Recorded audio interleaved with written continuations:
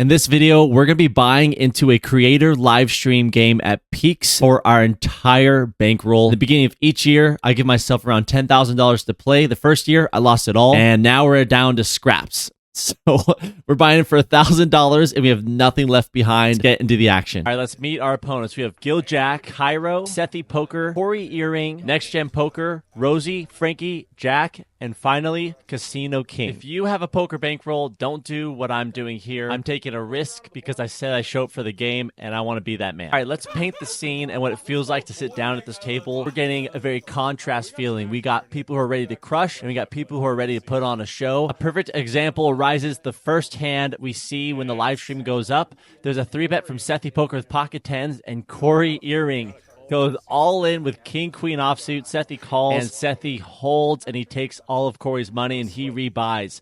So that's the energy we're getting right off the bat, and let's get into our first hand. We're going against the poker star Erying. He's on a journey to gamble his entire net worth. So we looked at a pocket jacks. We're in the small blind this time, and there's a raise from Jack who's in early position and a call from Casino King, and we obviously want to isolate Jack at least, especially out of position and with this premium hand. So we go really big because we have a lot of calling on this table. So we make it 175. And I look over at Corey, and he's got that look in his face. He just punted off with king-queen offsuit, which I think is not a punt, but is generally just a squeeze play to get Seth to fold all of his hands to just, you know, be the boss of the table, because I think he likes to be in charge. That's what it feels like. And then Erying goes all in. He covers everybody on the table because he added on to match the stack, because that's the game we're playing. And when it folds back to me, I think this is just a slam dunk call due to just how he's playing, and we're on a live stream. People are putting on shows. It's just a hand. We got to risk it for the biscuit. And we do know that the 7 deuce game is on, and that is what he's holding. So we put in the chips, and let's go to a flop. The flop comes out 7-3-4. Corey needs a 7 or a deuce to beat me, and guess what the turn is? It's the deuce of spades. What?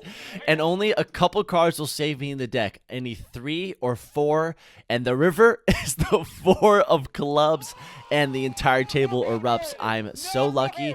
If I were to lose this, I would be walking away and catching my flight at 4 a.m. in the morning with no more poker money to play with. I got my heart beaten out of my chest. I'm glad we are holding, and we're going on to the next. So Seth, who's under the gun, puts in the straddle. I put in the $20 straddle, and then Erying puts in the triple straddle for $40. Folds all the way to Cairo, and he decides to raise it up to $130. It folds to me. I look down at queen 10 of diamonds, and I think this is a mistake to put in the call. I should be either raising or folding with Corey to my left, who's an aggressive player, ready to put on a show. We don't really want to flat and give him the permission to isolate or to push us out of the pot. So I think there's a little bit of a punt. So we decided to put in the chips, and Corey comes along as well. We were expecting a raise, but that does not happen. We go to a very, very favorable flop, which comes 10 high, 10-7 deuce with 2 hearts. Remember, the 7 deuce game is on, so this board is scary for everybody. Everybody checks through because they're scared of that monster under the bed. Now it's back on Cairo, and he decides to delay c-bet on this turn, which is the 3 of diamonds for $130. I don't think we should be doing anything here other than calling. Sometimes Cairo can be sneaky with hands like 7 deuce. Sometimes Cairo will be sneaky with some weird hands, and there's no reason for us to raise versus an overpair, so we're just gonna put in the call. The river's the 5 of diamonds, and Cairo decides to check. And now we're trying to figure out what we should get value against. I think he will absolutely be trapping 7 deuce here. He wants to put on a show.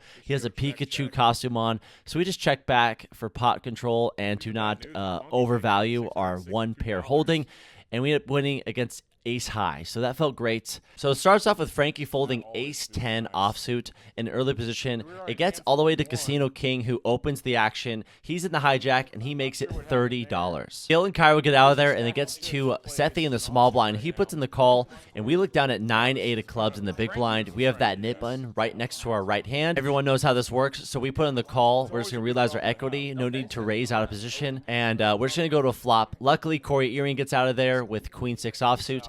And now we're going 3 ways to a $100 pot. And the flop comes Jack 6-3 with 2 clubs. Seth and I check and flow to Mr. Casino King, who bets out $50. I don't think we want to check raise just yet. We're going to keep this pot small and put in the call and see what comes on the turn. The turn comes the 5 of hearts, and I check over to Casino King, who ends up betting the same bet from before, $50. And when this gets back to us, this is a very common sign of weakness. We just gained a little bit of equity. Any 7 will give us the nut straight. So we decide to pounce on this perceived weakness, and we raise it up to $240, and that gets the job done with just 9 high. Nothing feels better than looking back at these and getting a bluff through. Next hand really shows the dynamics of the Nick game and when it's involved on a live stream. So many things are going on. People are trying to put on a show. People are trying to make money, and I'm in for my entire bankroll. And the hand we look down at is pocket 9s in early position. We raise it up to $15. Jack, giljack, and FunkyPoker all call, and only a few of us have the nip button. Myself and giljack. We're going 4 ways to a flop, which is unbelievable. Queen 9-5 with 2 diamonds. Sethy checks to us. This is where we're gonna pounce. We have the nip button, and everything we're gonna do with the nip button is gonna be polar. So I want to make sure we go really big with our strong hands, same with our weak hands. So that's what we do here. We bet the size of the pot with an extra $5 on top. We make it $65. It gets to Jack, who only has King Jack high. He does have the gutter to the straight, but I think a bet like this is going to get him out of there, which he does release.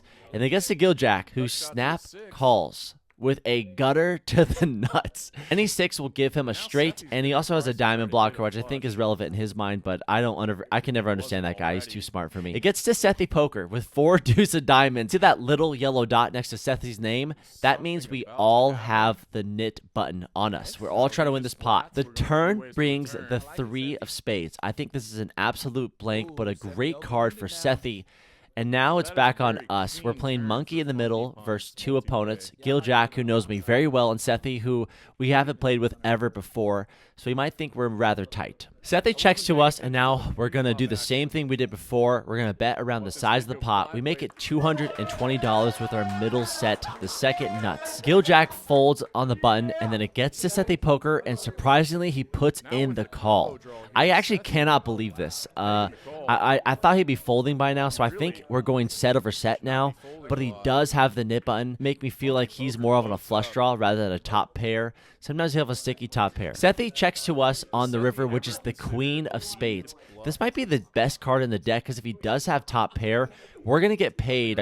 And again, what do I want to do here? With our Nick game going on, I want to do nothing but represent the nuts. I think I could overbet jam here, but now we're going for absolute max value. I think overbetting the flop will just max fold everything. So we decided to make it $600 and Sethy snap folds. He only has 4 high. He had a mega draw. So this pot went really well, and I'm glad I got max value from my opponents. And we're going to get to the next one. This next one is the big blind special. We're in the under the gun straddle. Everyone puts in the call, and I check my option. We're going 5 ways to a flop, which comes 5, deuce, deuce, and check out what we're holding. Queen, deuce. All right, it starts off with Cairo. He puts in the check, and then Sethy puts out a bet of $15. We have queen, deuce, and I don't think we need to put in a raise here. We want to sort of keep everybody in. I'm not really scared of anything other than king, deuce, 5, deuce, and ace, deuce. So those aren't a lot of hands that I think are in our opponent's ranges. We put in the call. So everyone else folds, and now it's just me and FunkyPoker heads up against each other. He checks when the turn comes, the jack of diamonds. A little sneaky guy here gets his full house, and he checks to us, and we're going to put out a bet now. We're going to make it $75. Sethy puts in the call. When the river comes, the jack of clubs, and Sethy checks to us. Now I really don't know what we're going to get value from. He just outflopped us for a bigger full house. So we decided to do a very, very nitty check back on the river. And we are so lucky when he turns over jack, deuce.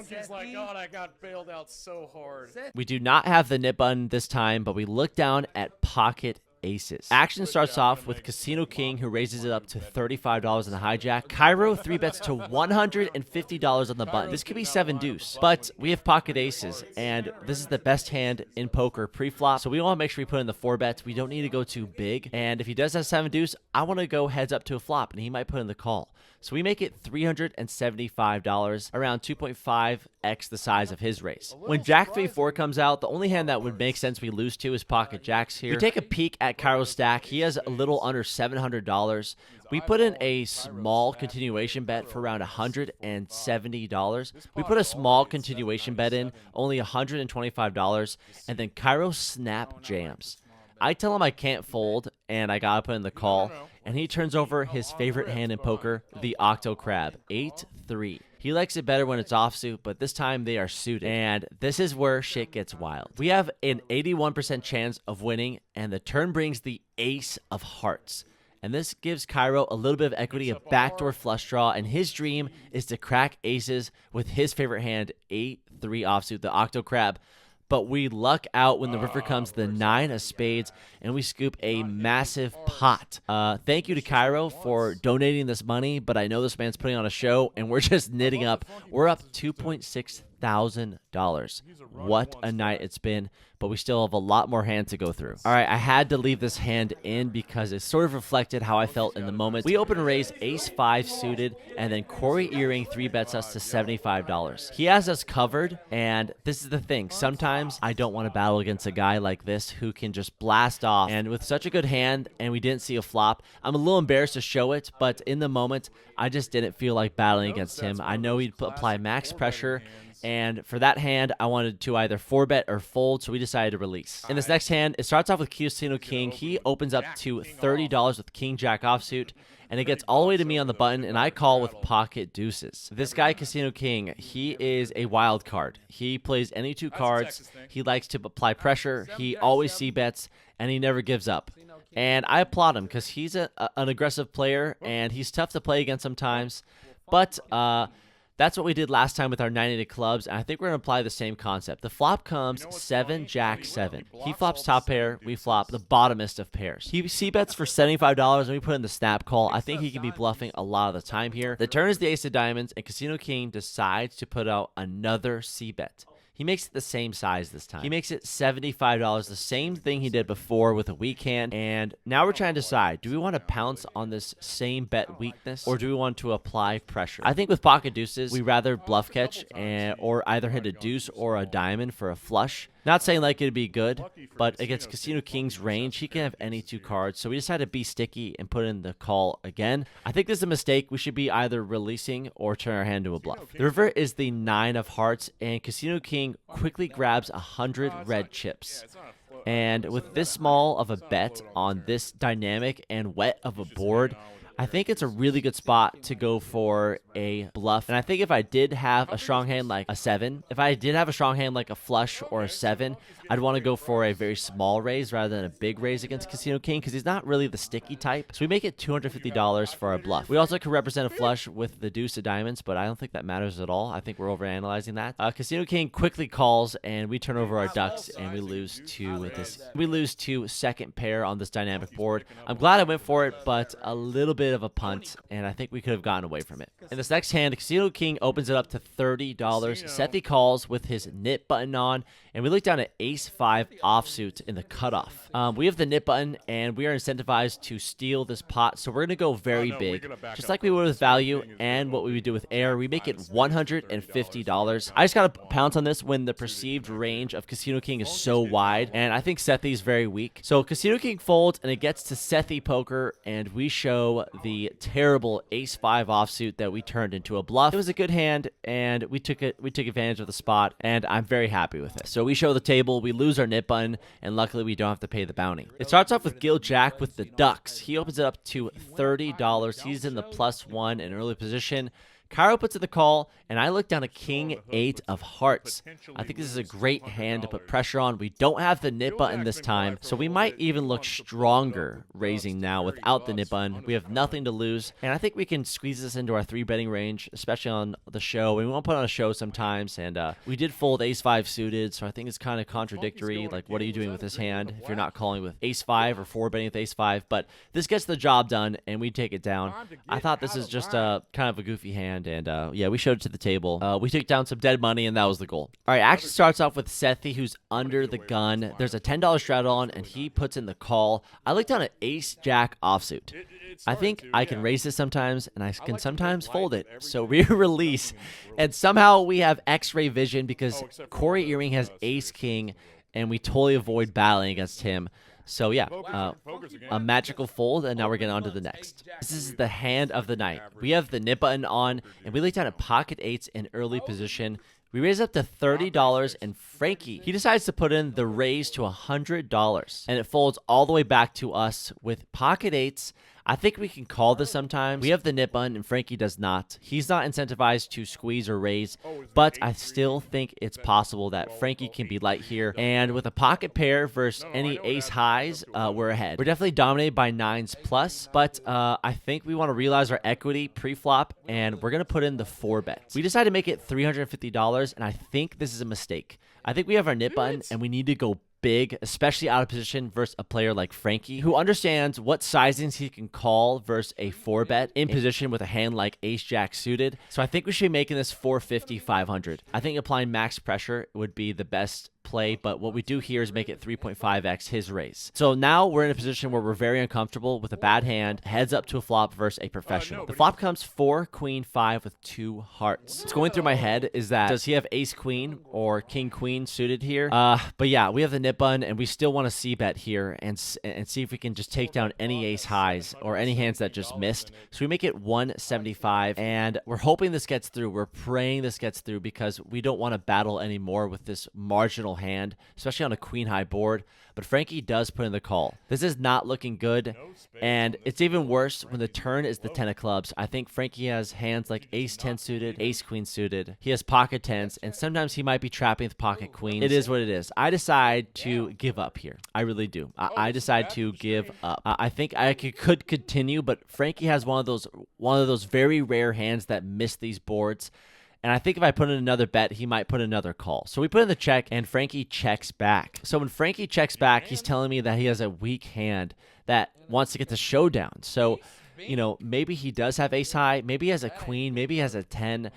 Maybe he connected. Maybe he has pocket 9s or pocket jacks. We're really trying to figure out what hand he has when he checks this back. And then the river finally peels off. It comes the ace of clubs. So the flush draw missed, and I think this is a perfect card for us to represent and take down this pot. And remember, we are up so much money right now. We can't believe it. We're in for our entire bankroll, and we're only doing this to save $100 and some ego to give away the nip button. So now we're contemplating what to do, and I think a bet on this card is the best move to take down the pot. I'm not really sure what I'm targeting, but I think we can represent the top of our range like ace king. So we decide to slide out a bet, and it is a hefty one. We decide to make it $600.